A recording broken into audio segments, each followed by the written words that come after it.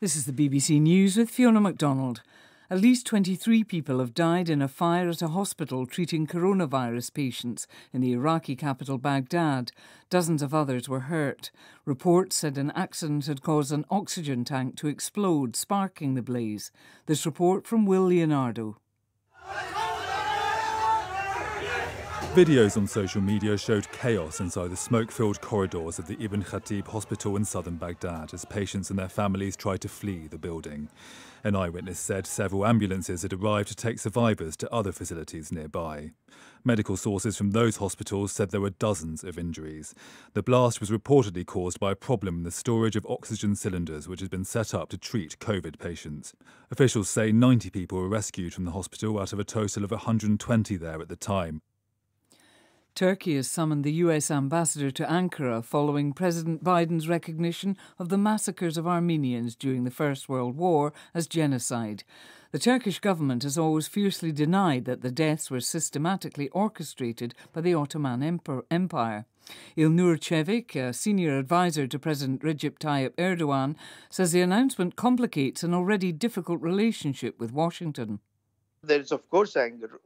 The fact that we are very disappointed, that will carry on in various quarters around Turkey.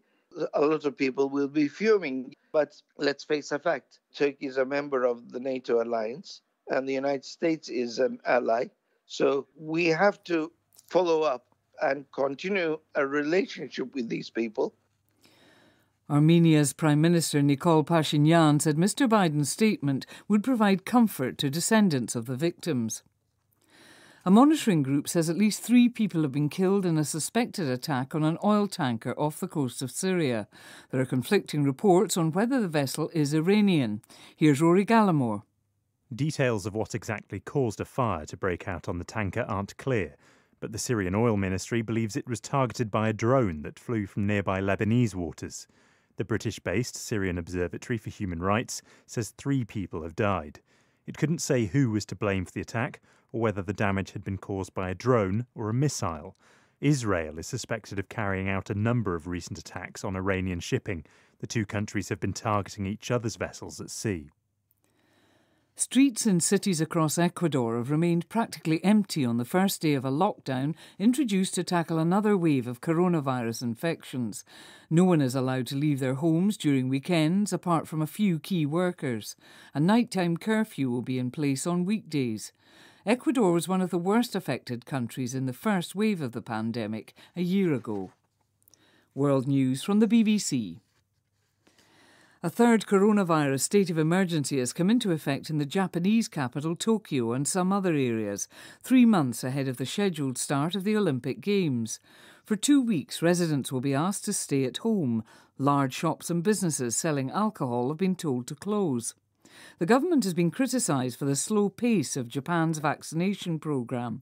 Just over 1% of the population has received a first dose, a smaller proportion than Myanmar.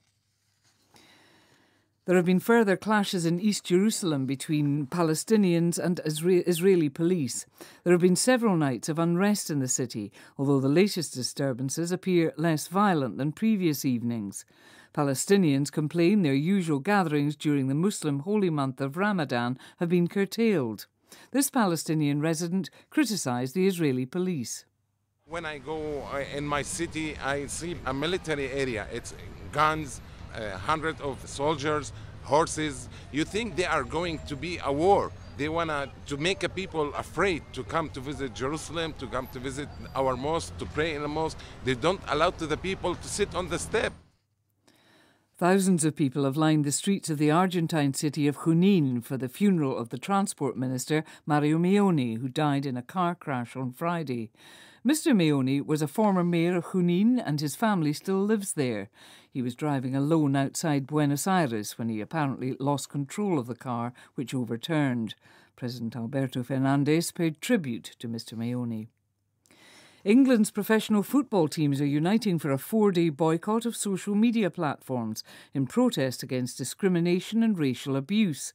From next Friday, all clubs across the top men's and women's leagues won't post on Twitter, Facebook and Instagram. BBC News.